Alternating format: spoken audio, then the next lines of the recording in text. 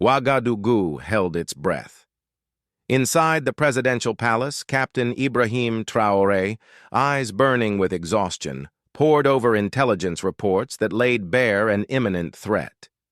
These weren't just papers, they were detailed blueprints of a coming storm, every word a warning of a plot poised to shatter Burkina Faso's fragile peace. Security wasn't a concept. It was the suffocating weight on his chest. One false step, and everything falls. The heavy door swung inward. Ilara, his assistant, entered, face pale, gripping a sealed envelope like a live wire. She placed it on his desk with a sharp finality. Ibrahim tore it open. Report, plot, names, connections. His hand froze on the page. Amara Doumbia. Not shock, pain. Raw, visceral pain. Amara. My brother in everything but blood, the boy from Bondigi with the scar I gave him, who saw my dreams and said, "We'll make them real." The man I trusted. Amara. Here. On this list of betrayers, the wound was deeper than any bullet. Ilara stood silent, a quiet anchor in the spinning room. She didn't intrude, just waited. Ready. "Sir," her voice steady, professional, cutting through the ringing in his ears. "Orders? Mobilization?" Ibrahim fought the wave of devastation. He wouldn't react rashly. "No, cold, firm. I will go, alone." At the crisis meeting, General Cissé's protest was a visceral cry. "Suicide! Bobo Diallo is a trap! Let us go! You are the country's anchor!" Ibrahim met his gaze, a desolate calm in his eyes. "General, I'm not attacking. I'm meeting Amara. I must understand why. If I can't grasp this treachery, how can I lead?" It was a desperate act, pain overriding logic. The drive to Bobo Diallo was a descent into memory. The car sped through darkness, Ibrahim battling ghosts. How did his brother become this? Doubt ate at every fond recollection. Guided by the address, he found the house. A husk on the outskirts, dim light, smelling of neglect and fear. He stepped out, alone, pistol a cold weight. He knocked. Silence. A click. The door groaned open. Amara. Gaunt, eyes wide with terror. "Ibrahim, what are you doing here?" He glanced wildly behind Ibrahim. "You know why, Amara." Ibrahim stepped inside, pistol drawn, door closed, air thick with stale smoke and fear, room messy, rifle and ammo on a table. "Explain. Why?" Amara sank onto a chair, trembling. "The people, starving. You forgot us in the palace. I thought I was doing right. To make you see." A torrent of bitter justification. "Lies!" Ibrahim snapped. "This isn't making me see. This is selling us out. Who put you up to this? Who gave you that rifle?" Amara flinched, pure terror in his eyes, silent. More than shame, it was the fear of the hunted. Suddenly, crash! Back door splinters. "Police! Hands up!" Shouts from rear. Ibrahim and Amara froze. Not Ibrahim's men. Front door explodes open. Two men in dark clothes storm in, guns firing. "Amara Doumbia, no longer useful!" One snarled, ignoring Ibrahim. Amara went white. "No, you promised! Said I'd be safe!" "Traitor's promise is worthless," the other sneered, raising a pistol. Twist. Amara. A disposable pawn. Ibrahim had walked into an execution. Instinct took over. Ibrahim dove behind the table, firing. Splinters flew. Amara screamed, hit, crumpling. Attackers advanced. Ibrahim fought back, adrenaline surging. They were killing Amara, his link to the real enemy. "He's armed! Get the target!" Fight intense. Close quarters. Gunsmoke filled the air. Amara groaned, bleeding. "Money! Where is it?" an attacker demanded. "Later!" Amara choked. Kick. "Worthless! Finish him!" Attackers turned on Amara. "Amara!" Ibrahim roared, covering fire, a desperate act for the broken bond. Diversion worked. Amara scrambled towards a pantry door. "He's getting away!" Attackers spun back. Ibrahim fired, moved towards the back exit. "Out!" Amara, "Out the back!" He covered Amara's escape, bursting into cool night. Shouts, gunfire behind him faded. Ragged breathing nearby. "Amara?" Groan. Amara huddled, clutching bleeding side, terror on his face. "They tried to kill me." Shouts of pursuit drew closer. Ibrahim saw the wound, bad but survivable if they moved. "Can you walk? You have to. Lean on me, now." Stumbling through scrubland, away from pursuit. Amara's weight, the pain, the grim knowledge, on the run with his betrayer, both hunted by a deeper threat. Raw betrayal, now tangled with shared danger. Miles away, hiding, Ibrahim used a hidden burner phone. Coded message to Ilara. Extreme danger, urgent need, hidden rendezvous. Trust in her felt absolute. Dawn broke. Unmarked vehicle arrived. Ilara driving, face taut. 2 loyal veterans with her. Relief. He wasn't alone. To a remote safe house. Amara treated. Weak, terrified, he began to talk. Not revolutionaries.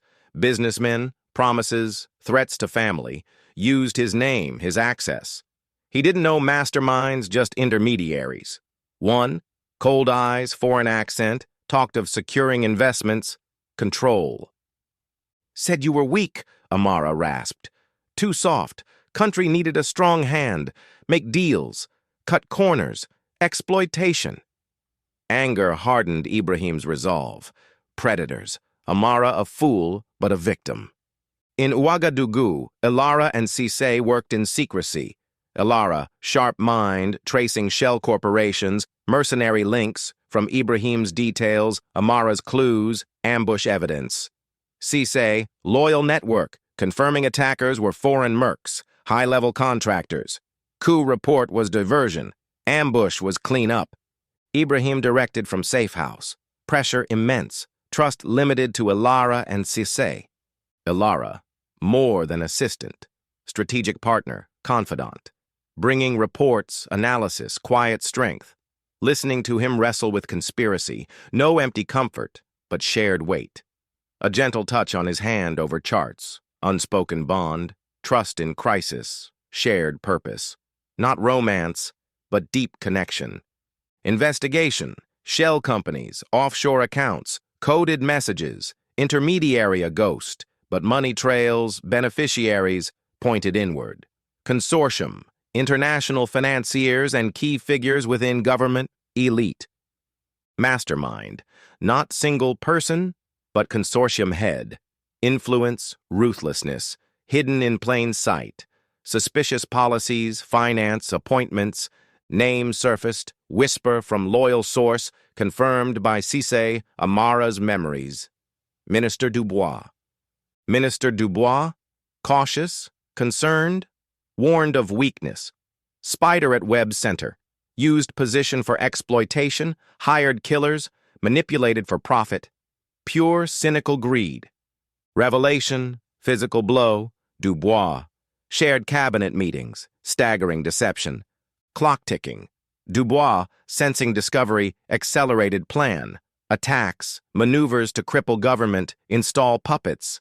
Ibrahim had to strike. Audacious plan, expose Dubois at National Assembly. Risky, but best chance. Amara, recovering, heard plan. Fear, but defiance. Face him. In open? Only way to cut head off snake, show people truth, Ibrahim said. Your choice. Disappear, or stand with me. Tell story. Truly help them. Amara wrestled fear, guilt, nodded. I will stand. For Bondegui.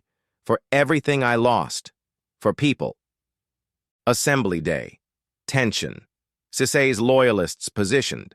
Ilara near Ibrahim, watchful, hand near button. Dubois present, composed, predator in fine clothes. Ibrahim took podium, spoke of challenges, unity, voice hardened. spoke of shadows, enemies within, selling country, laid out evidence, shell companies, mercenaries, financials, plot's greedy purpose. Dubois' composure cracked, agitated. Others shifted. Ibrahim looked at Dubois, architect of this treason, seated among us, Minister Dubois. Stunned silence, gasps, murmurs. Dubois rose, furious denial. "We have a witness," Ibrahim announced. Amara, pale, on cane, walked in, escorted. Shockwaves. Amara stood beside Ibrahim, voice weak, clear, recounting manipulation, threats, ambush, pointed at Dubois. The man, his people threatened family. He ordered me killed." Dubois' facade shattered. Rage, resistance as Cissé's forces moved in, subdued. Others apprehended. Conspiracy shattered, justice unfolded. Aftermath, country reeled. High-level treason shocking. Ibrahim's decisive action, evidence, Amara's testimony solidified leadership. Investigations continued, exposing Dubois' network, stolen wealth. Amara's fate, complex. Plotter, victim, witness, fair trial, cooperation considered. Sentenced, later worked in rural development, quiet atonement, brotherhood broken, scarred. Fragile understanding remained. Ibrahim visited years later. Didn't speak of past, only fields, laughter, silent acknowledgement. Leadership's weight remained, scars of betrayal, knowledge of darkness permanent, but victory, costly, significant, saved country from predators. Late night, paperwork piled, palace silent. Ibrahim looked at city lights. Soft knock. Ilara entered, tea in hand. Quiet connection. Placed tea. "Still here, sir." Voice low, deep concern. Ibrahim leaned back, weary. "Work. Never ends, Ilara." She hesitated. "No, sir.